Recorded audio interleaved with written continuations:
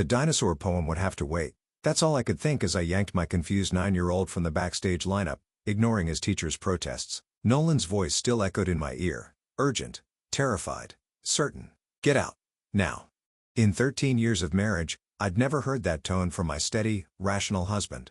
So while 200 parents settled in for a night of elementary school theatrics, I was speeding away from Westlake, my son's accusations burning my ears. I didn't know then that within 30 minutes, that same auditorium would erupt in chaos. That my husband would be detained for causing panic.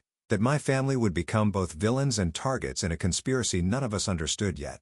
All I knew was that when Nolan Raines told me to run, I ran, and it saved our son's life. I never thought my ordinary life would shatter with a single phone call. But that's exactly what happened on the night of Beckett's school talent showcase. The auditorium buzzed with excitement as parents shuffled in, claiming seats with jackets and purses. I waved to Sarah Thompson, who'd been my walking buddy since our boys started 3rd grade together. Her son Jake and my Beckett had been inseparable since kindergarten. "Saved you a spot," Sarah called, patting the empty seat beside her. Her blonde hair was swept into a neat ponytail, making her look younger than her 35 years. "Where's Nolan tonight?" "Still at work." I sighed, settling in.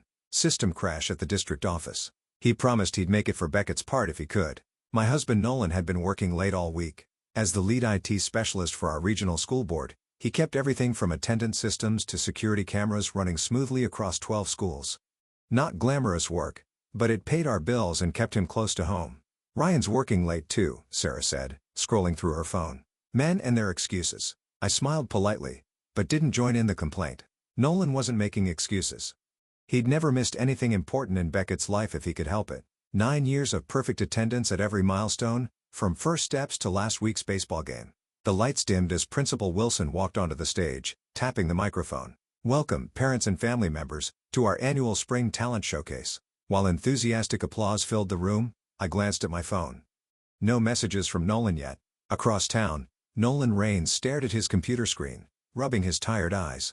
The server had crashed twice today, and he'd spent hours restoring backup files while fielding angry calls from administrators. "Damn it," he muttered, noticing another alert pop up. Someone had attempted to access a restricted area of the school network, one that housed security protocols, building plans, and staff information. He clicked through several screens, checking logs against authorized users. Most attempts were innocent teachers accessing the wrong folder, administrators clicking the wrong link. But this was different. Multiple attempts, systematically testing different passwords. Nolan pulled up the access logs, finding a strange pattern.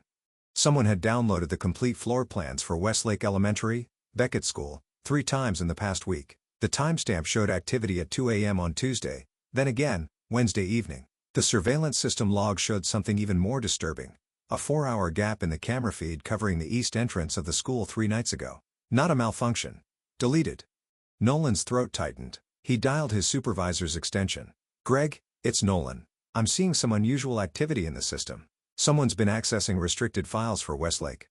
"Probably maintenance or someone from administration," Greg replied, distracted. "We've got contractors updating the fire system this month at 2 in the morning, and they deleted security footage." Nolan countered, "Look, we're swamped with the server crash. Just log it, and we'll look into it Monday." The call ended, leaving Nolan with a sinking feeling. He searched deeper, cross-referencing login attempts with the employee database. A name popped up. Thomas Alston.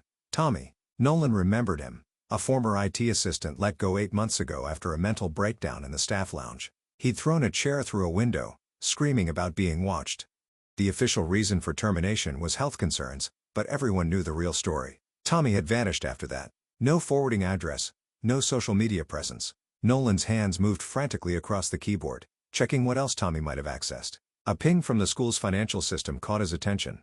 Someone had used an old staff discount code at Anderson's Sporting Goods last week, a code that should have been deactivated. The purchase, ammunition. Nolan's blood ran cold. He grabbed his phone, dialing my number with shaking hands. I felt my phone vibrate in my pocket just as Mrs. Peterson's 4th graders finished their recorder rendition of Ode to Joy. I slipped out to the lobby, seeing Nolan's name on the screen. "Hey, are you on your way?" I asked, watching parents mill about during the brief intermission. His voice was tight, controlled in a way that instantly alarmed me. "I need you to get Beckett and leave the school." "Right now?" "What?" "His class is about to perform." "What are you talking about?" "Take Beckett and get out. Now." The urgency in his voice sent a chill down my spine. "Nolan, you're scaring me. What's going on?" I can't explain everything right now, but something's wrong.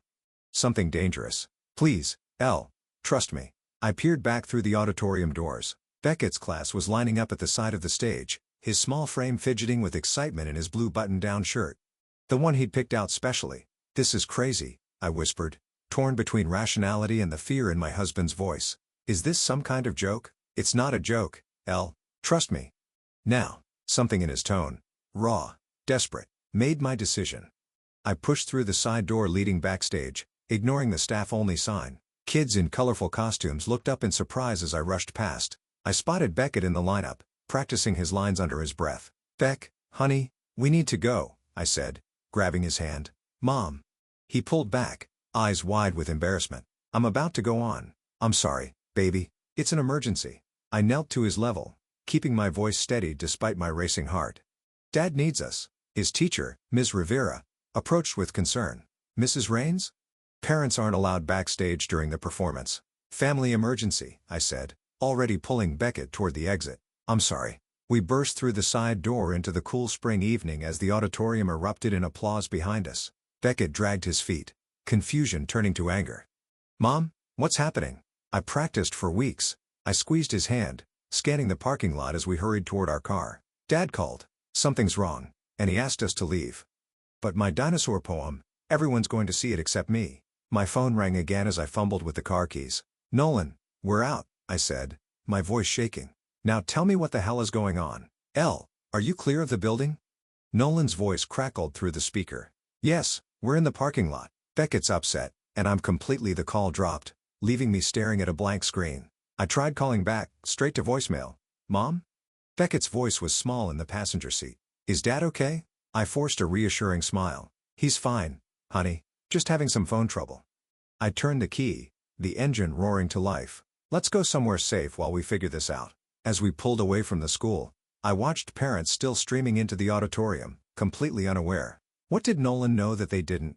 Inside Westlake Elementary, Dan Miller, the night janitor, was mopping a hallway outside the restrooms when he noticed a man hurrying toward the backstage area. The stranger's head was down, a baseball cap pulled low, a large duffel bag clutched in his right hand. "Excuse me," Dan called.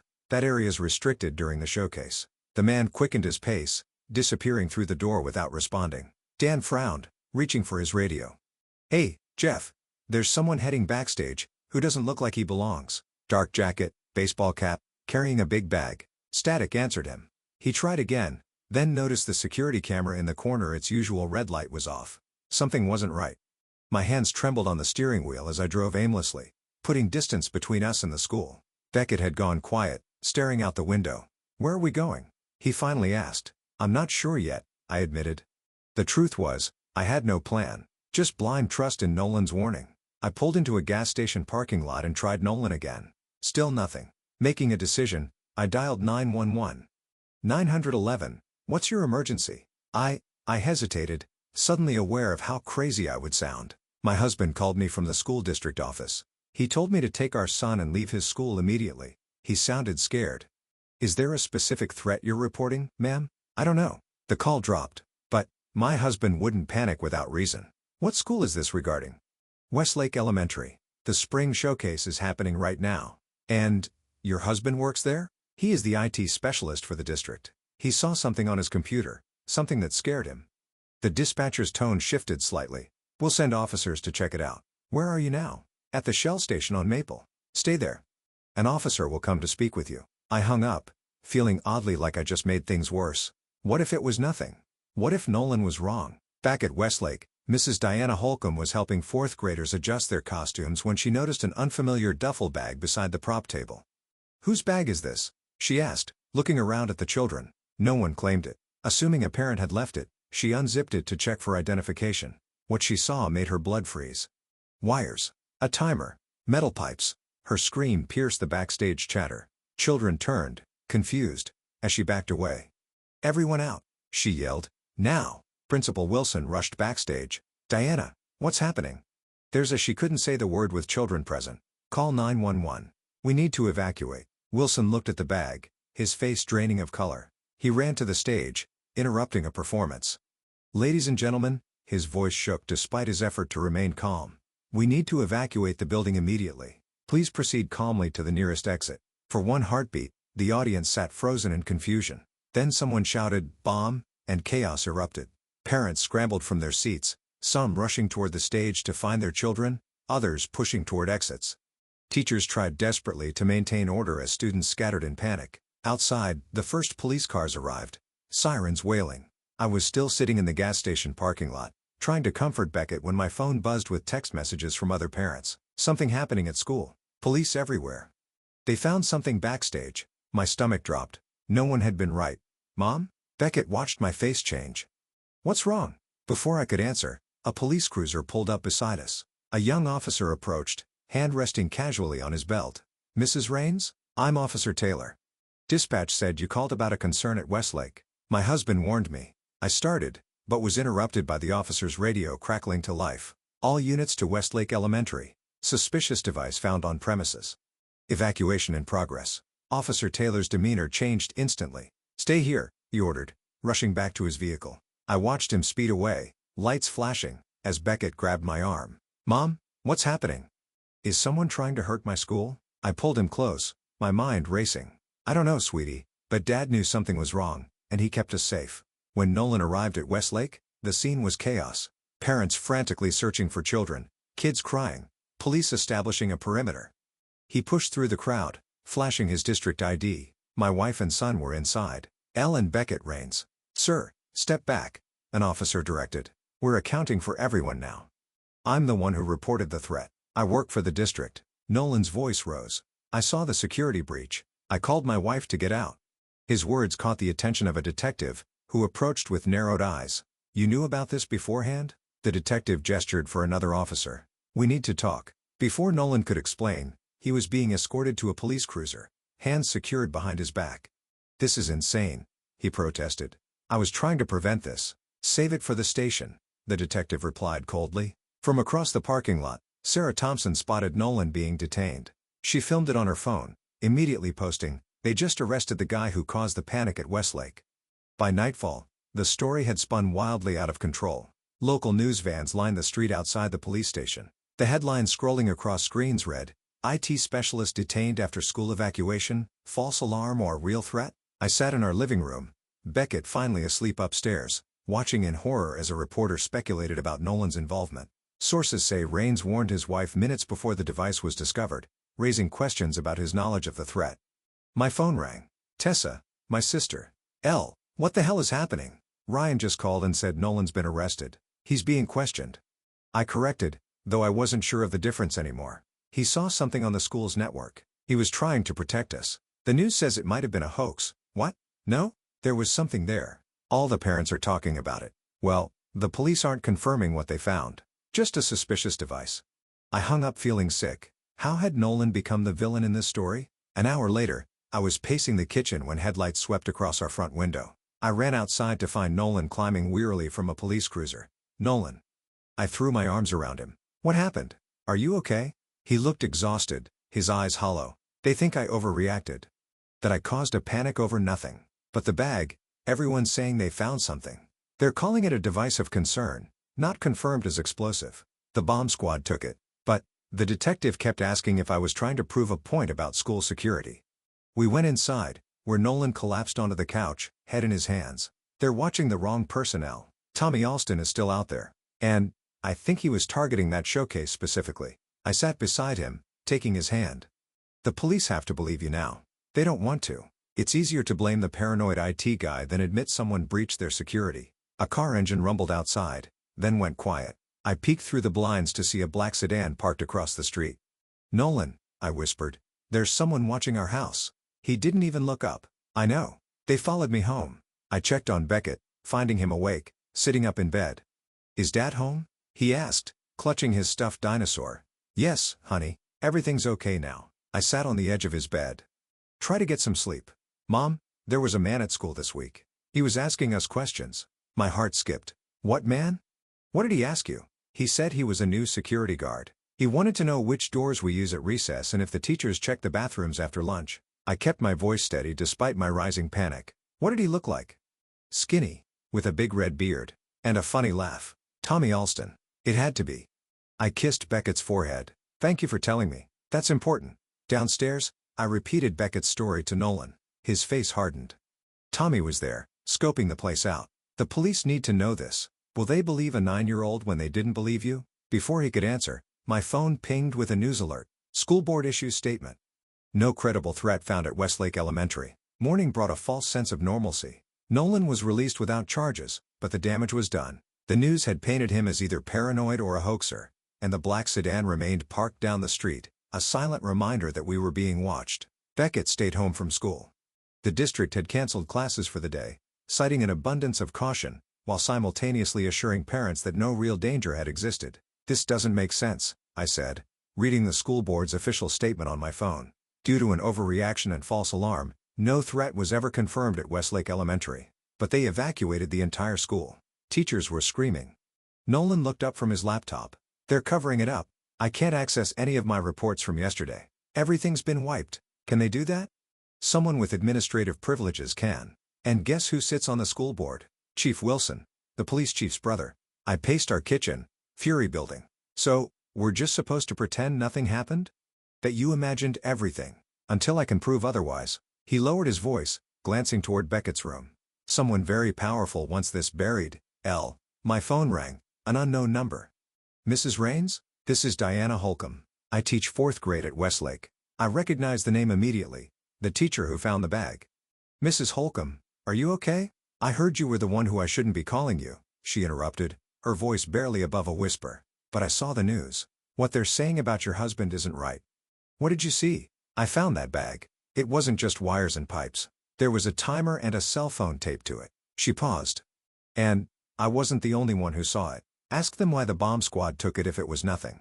Why are they lying? I asked. The spring showcase brings in major donors. The district can't afford a real security scare right now. Not with budget approvals, next month. She hesitated. There's something else. I saw someone in the parking lot yesterday afternoon.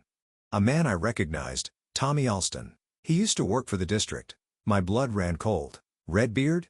Thin? Yes. How did you know? My son mentioned him. Said he was asking questions about the school layout. Listen, I have to go. But your husband was right to warn you. I just thought you should know that. After she hung up, I relayed the conversation to Nolan. We need to find Tommy, he said, before they make him disappear too. That afternoon, while Beckett napped, I drove to the address we had for Tommy Alston, an apartment complex on the edge of town. The manager confirmed he'd moved out months ago, leaving no forwarding address.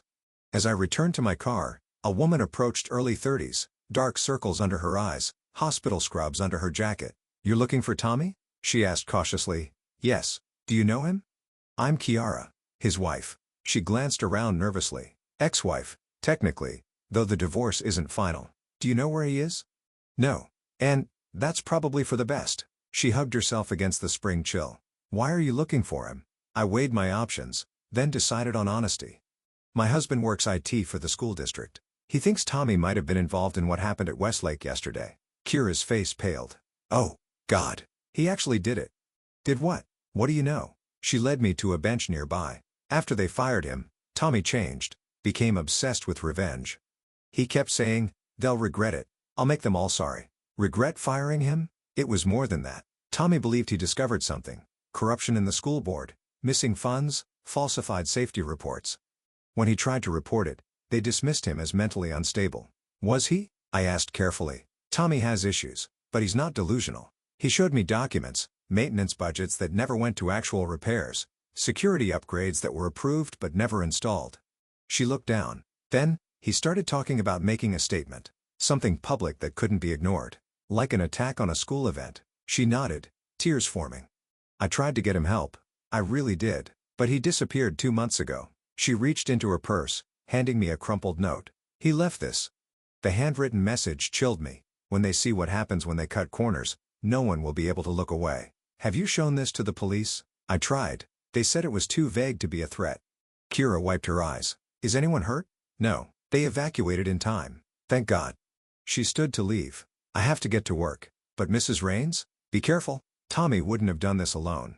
He's not capable of planning something like this by himself. When I returned home, Nolan was on the phone with his sister, Madison. His face was tense. Get her out now, he was saying. I don't care about her math test. Just do it. He hung up, turning to me. The system logs I saved to my personal drive. They show unauthorized access at Ridgeview Middle School too. Where Lily goes.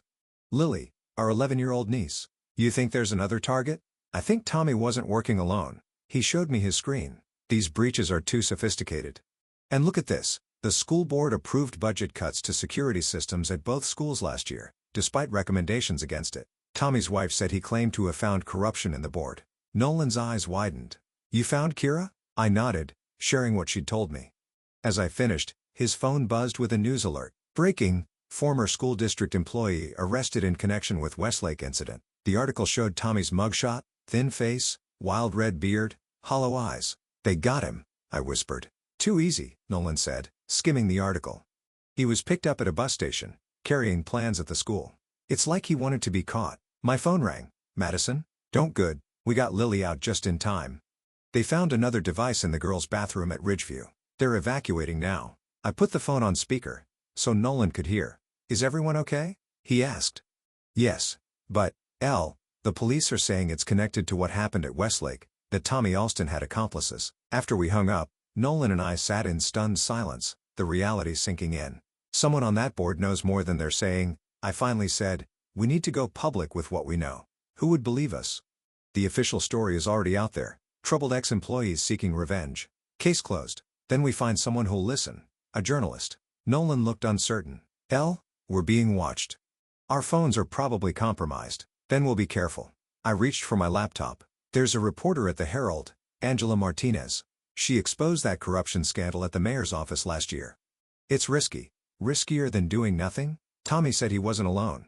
What if this is just the beginning? Nolan nodded slowly. Do it, but use a burner account. Don't use your name. I created a new email address and sent everything we had. The system logs Nolan had saved, Kira's statement, Beckett's description of Tommy at the school, Mrs. Holcomb's account of what she found. As I hit send, the black sedan outside our house started its engine. Someone's moving, Nolan said, peering through the blinds. We watched as the car pulled away, replaced minutes later by an unmarked police cruiser. They're not even trying to hide it anymore, I whispered. That night, I checked on Beckett one last time before bed. He was sleeping peacefully, unaware of the storm surrounding us. I brushed his dark hair from his forehead, thankful beyond words that he was safe. But, as I turned to leave, I noticed something on his desk that hadn't been there before. A small dinosaur figurine I'd never seen. Nolan, I called softly. Did you buy Beckett a new toy? He appeared in the doorway, frowning. No. Why? I pointed to the figurine that wasn't there this morning. Nolan picked it up carefully, turning it over in his hand. Taped to the bottom was a small piece of paper with 3 words. Watch your back. We weren't just being watched. Someone had been inside our home. Morning light filtered through our kitchen blinds as I made Beckett breakfast, trying to maintain some semblance of normalcy. It had been 3 days since the incident at Westlake Elementary. 3 days of suspicious cars parked outside our home, of whispers following me at the grocery store, of Beckett asking when he could return to school. Mom, can I go to Jake's house today? Beckett asked, pushing his scrambled eggs around his plate. Not today, honey. Maybe next week. I forced a smile, not wanting to explain that Sarah Thompson had stopped returning my calls, that most of the parents now viewed us with suspicion. The doorbell rang, making me jump. Nolan appeared from his makeshift office in the dining room, motioning for me to stay back. Since finding the dinosaur toy in Beckett's room, we've been on high alert. It's just the mail, Nolan called after checking through the peephole. I watched him retrieve a small pile of envelopes. His face darkened as he sorted through them, pausing at a plain white one with no return address. What is it? I asked when he returned to the kitchen. Wordlessly, he handed me the envelope. Inside was a single sheet of paper with typewritten words. Drop it. Think of your son. My hands trembled as I set it on the counter. These people were in our home, Nolan. While we were sleeping, my voice broke. They're threatening our child. Beckett looked up, suddenly attentive. Is something wrong? Nothing, bud, Nolan said, ruffling his hair. Just boring grown-up stuff. Why don't you go play in your room for a bit? Once Beckett was upstairs, Nolan pulled me close. We need to be smart about this, the journalist you contacted. Has she responded? Nothing yet. I've been checking the burner email account hourly. What if something happened to her? Let's not jump to conclusions. Nolan ran a hand through his hair, a nervous habit he'd had since college. I'm going to the office today. I need to see if I can recover more evidence before they erase everything. Is that safe? Probably not, but neither is doing nothing. My phone buzzed with an incoming call, a block number. I hesitated before answering. Mrs. Raines. A man's voice, unfamiliar. "This is Principal Wilson from Westlake. I'm calling about Beckett's return to school." "He's not ready yet," I said cautiously. "I understand. But I wanted to personally assure you that the situation has been resolved. Tommy Alston acted alone, and he's in custody. There's no ongoing threat." "Is that the official story now?" I couldn't keep the bitterness from my voice. A pause. "Mrs. Raines, I'm trying to help your family move past this unfortunate incident. The board has approved a mandatory leave for your husband while we conduct our internal review. I thought you should know." "Mandatory leave? You're suspending him for saving lives. The official reason is breach of protocol." "Mr. Raines accessed restricted files without authorization and caused public panic by contacting you instead of security personnel." His voice hardened. "Be grateful it's just administrative leave, not termination." After hanging up, I relayed the conversation to Nolan, who laughed humorlessly. "Breach of protocol? I followed every procedure. Documented everything." He shook his head. "This is about silencing me." "Why are they going to such lengths to cover this up? It's not just about budget cuts or donor panic anymore." "I don't know, Elle. But I intend to find out." By afternoon, Nolan had left for the district office, armed with a small voice recorder hidden in his jacket pocket. I busied myself cleaning, trying to keep my mind off the threats, off the black car that had returned to its spot across the street. A news alert popped up on my phone. "Local journalist missing. Family concerned." The photo showed Angela Martinez, the very reporter I'd emailed our evidence to. Last seen leaving the Herald offices Tuesday evening, the article read. Martinez was reportedly working on an investigative piece. Police say there are no signs of foul play at this time. Tuesday evening, hours after I'd contacted her, my hands shook as I tried calling Nolan straight to voicemail. I was about to try again when there was a sharp knock at our back door. I froze, my heart pounding. Nobody used that entrance except close family. Moving quietly to the kitchen window, I peered out to see a woman in a baseball cap, sunglasses hiding most of her face. "Mrs. Raines," she called softly. "Please. I need to talk to you about Tommy." "Kira Alston." "Tommy's wife." I opened the door just enough to speak. "You shouldn't be here. We're being watched." "I know. That's why I came through your neighbor's yard." Her eyes were red-rimmed, exhausted. "They arrested Tommy, but he's not talking, except to me." "What did he say?" "He asked me to give you this." She slipped a folded note through the gap in the door. "He said you'd know what to do with it." As soon as I took the paper, she turned and hurried away, disappearing between houses. I unfolded the note, reading Tommy's jagged handwriting. It was never about just me.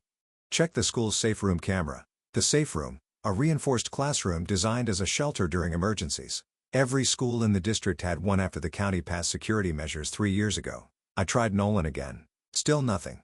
Making a decision, I called my sister. "Tessa, I need a huge favor. Can Beckett stay with you for a few hours?" An hour later, with Beckett safely at Tessa's, I drove to the district office. The receptionist recognized me immediately. "Mrs. Raines, your husband left about 20 minutes ago." He seemed upset. "Did he say where he was going?" "No. But he was with Mr. Patterson from the board." "David Patterson, the board's vice president." My stomach knotted with worry. Back in my car, I finally got through to Nolan. "Where are you?" I demanded. "I've been trying to reach you for hours." "Elle, listen carefully." His voice was low, urgent. "I'm at home." Patterson showed up, said he wanted to resolve the situation, but I think he was trying to intimidate me. Tommy sent a message, something about the safe room camera at the school. "The backup feeds," Nolan breathed. "Of course, the main system was compromised, but the safe rooms have an independent backup that uploads to a secure cloud server. Can you access it?" "Not from home. The credentials are on my work laptop, the one that disappeared during the break-in." "But you have other ways, right?" I knew my husband well enough to know he always had contingency plans. A pause. "Yes. Meet me at home. And, Elle, be careful. I think we're getting close to something they really don't want found." Our house was eerily quiet when I returned. Nolan sat at the dining room table, his personal laptop open, lines of code scrolling across the screen. "I'm in," he said without looking up, using an old administrative backdoor. They never bothered to change the default passwords on the backup systems. I leaned over his shoulder as he navigated through folders, finally opening a video file dated the day before the showcase. The grainy footage showed the safe room at Westlake, empty except for storage bins and emergency supplies. The timestamp read 7:43 p.m. "There," Nolan pointed as the door opened. 2 men entered, one I recognized immediately as David Patterson. The other was a stranger, tall and lean, with military short hair. They spoke briefly, Patterson gesturing around the room. The stranger nodded, setting down a large case similar to a toolbox. They left together, the stranger carrying nothing. "He left something in there," I whispered. "And I bet it wasn't school supplies." Nolan fast-forwarded. At 11:27 p.m., the door opened again. This time, it was Tommy Alston who entered, looking nervously over his shoulder. He went straight to where the case had been placed, opening it. His expression changed from determination to confusion, then horror. He closed it quickly, backing away. "Tommy found whatever they planted," Nolan said. "But he didn't take it." "Then what was in the bag Mrs. Holcomb found backstage?" Nolan's eyes met mine. A terrible realization dawning. A decoy. Something meant to be found and diffused, making the school board look like heroes for their quick response. But that doesn't make sense. Why plan a real device at all? Why not just fake the whole thing? Because they needed a credible threat to justify increased security funding. Patterson chairs the budget committee. He's been pushing for a private security contract worth millions. With who? Nolan pulled up a browser window, typing rapidly. Sentinel Security Solutions.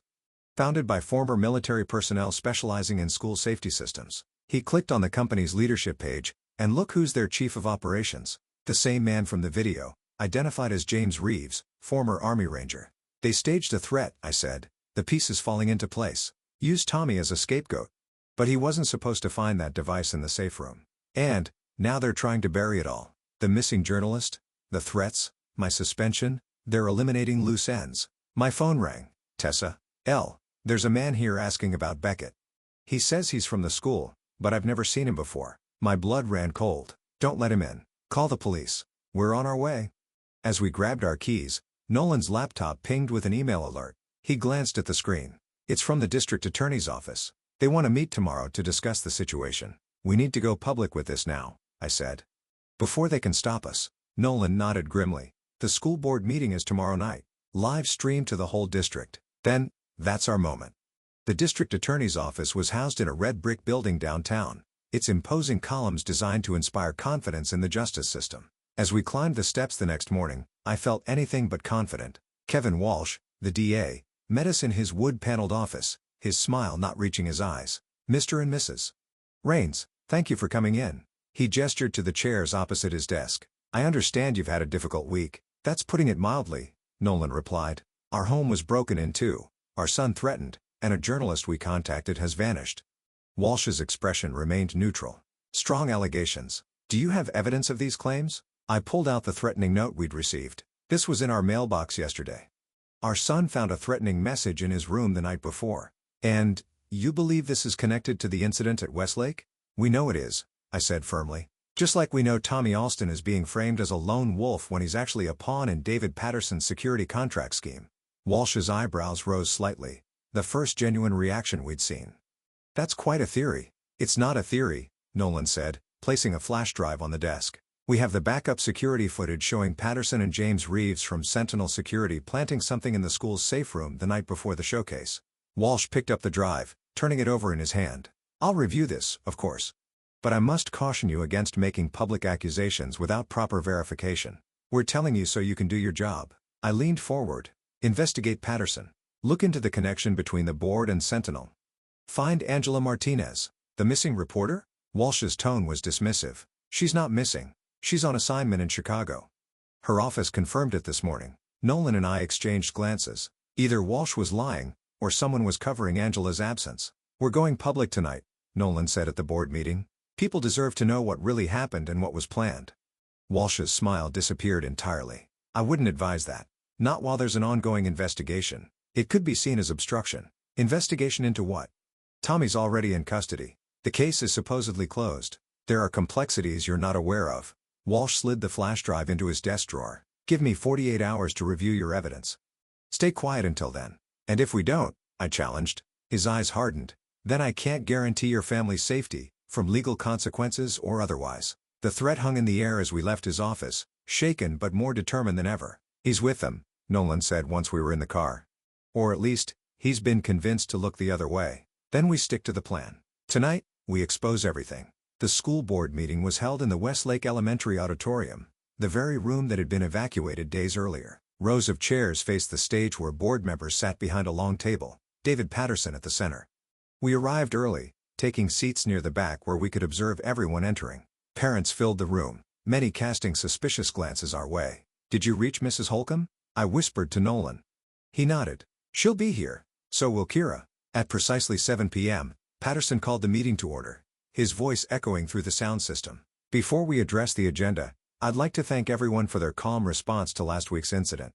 Thanks to our security protocols, a potential threat was identified and neutralized without injury. The individual responsible is in custody, and normal operations have resumed at all district schools. Murmurs of approval rippled through the audience. Now as we move forward, the board will be voting tonight on enhanced security measures to ensure such incidents never occur.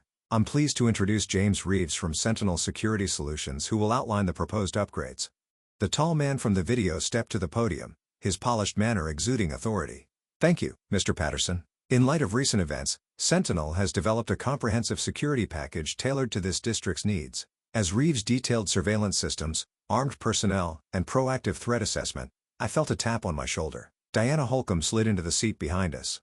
I brought something, she whispered, passing me a folded paper. The police report I filed about what I found backstage. The official version has been changed, but I kept my copy. I scanned the document. Her detailed description of the device contradicted the harmless prop narrative the board had pushed. At the podium, Reeves concluded his presentation. With these measures in place, we can guarantee the safety of every student in this district. Patterson stood. Thank you, Mr. Reeves. The board will now vote on the proposed $4,200,000 security contract. I rose from my seat. Before you vote, I have information relevant to this discussion. Patterson's smile froze. This isn't a public comment period, Mrs. Rains. When exactly is the public comment period scheduled for discussing how you staged a fake threat to justify this contract? My voice carried through the auditorium, causing gasps from the audience. That's an outrageous accusation, Patterson sputtered. Security, please escort Mrs. Rains out. 2 security guards moved toward me, but several parents stood up, walking their path. Let her speak, someone called. We have a right to know. Nolan joined me, laptop in hand. We have security footage showing Mr. Patterson and Mr. Reeves planning something in the safe room the night before the showcase. The room erupted in confused chatter as we made our way to the stage. I noticed Kira Alston slip in through the side door, accompanied by a woman I recognized from news photos, Angela Martinez, looking pale but determined. This is absurd, Patterson declared, signaling frantically to the security team. These people are disturbed. Their wild theories have already caused enough disruption.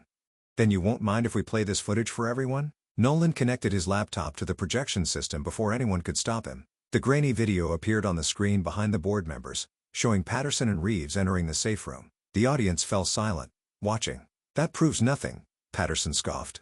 We were conducting a routine security check. Then why did you leave a case behind? I challenged. A case that Tommy Alston later discovered and was horrified by. From the back of the room, Kira's voice rang out. My husband was set up.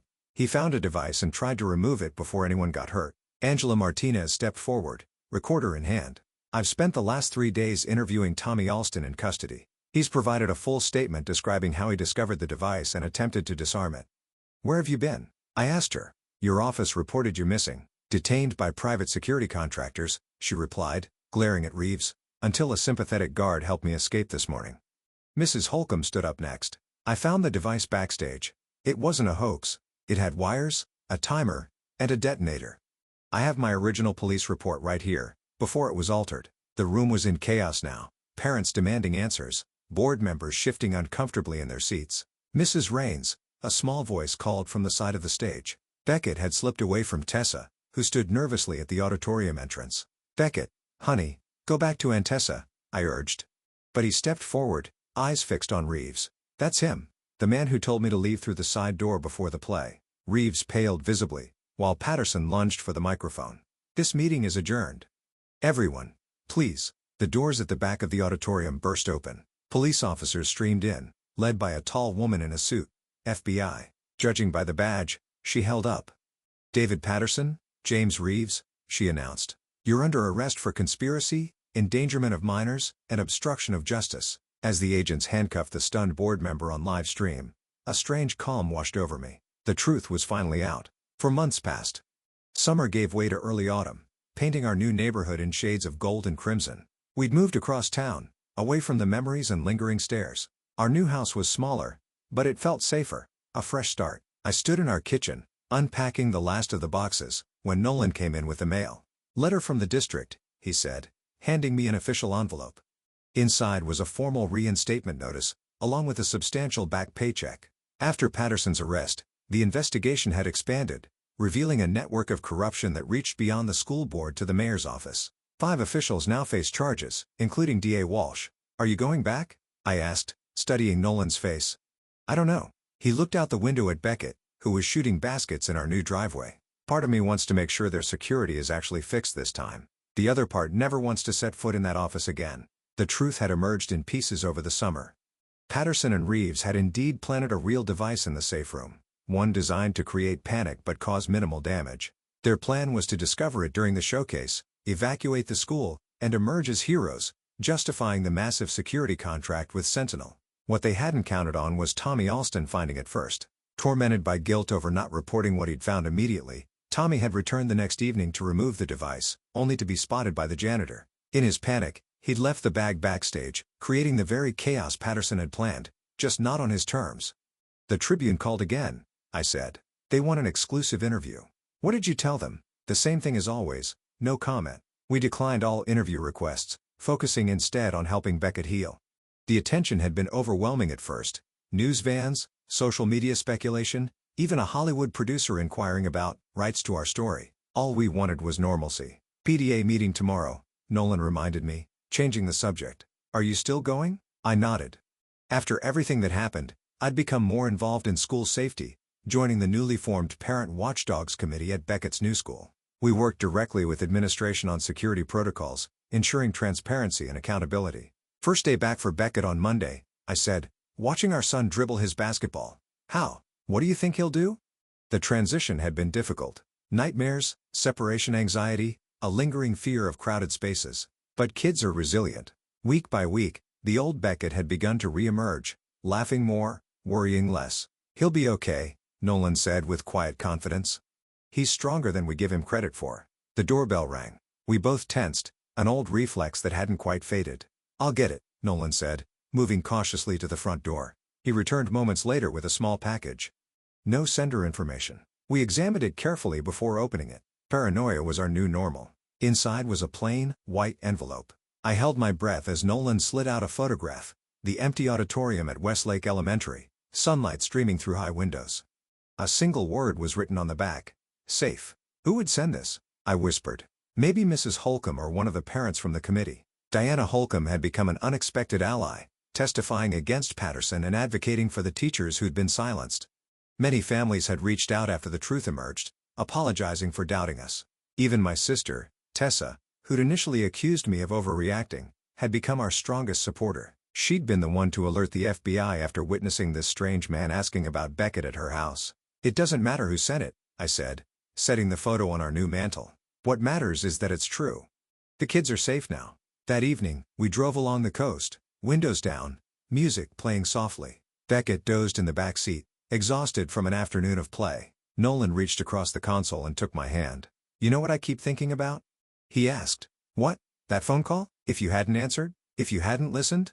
I squeezed his hand. "But I did." We drove in comfortable silence, the setting sun painting the sky in brilliant oranges and pinks. In the rearview mirror, I could see Beckett's peaceful face, his chest rising and falling with each breath. The road ahead curved along the shoreline, leading away from the past and toward whatever future awaited us. Not perfect, certainly. There would be more challenges, more healing needed, but we would face it together. "We think safety is a given," I said softly, echoing the words I'd written in my blog, a space where I'd found my voice advocating for school security reform. "It's not. Sometimes it takes one voice, one warning, one call, to save everything that matters." Nolan nodded, understanding. "And sometimes it takes the courage to listen." Behind us, Beckett stirred, opening his eyes. "Are we there yet?" he mumbled. I smiled at him in the mirror. "Not yet, sweetheart, but we're on our way." And we were. Not just to our destination that evening, but to something larger. A new chapter, where fear no longer dominated our days. Where a phone call was just a phone call, not a harbinger of danger. Where school was a place of learning, not terror. The road stretched before us, bathed in the day's final light. Whatever came next, we would face it as we had faced everything else. Together. Alert. Unafraid. What would you risk to expose a terrible truth when everyone, even those sworn to protect, wants it buried? If you found yourself caught in this family's nightmare, please hit like, subscribe, and share for more stories that ask the questions we're afraid to answer.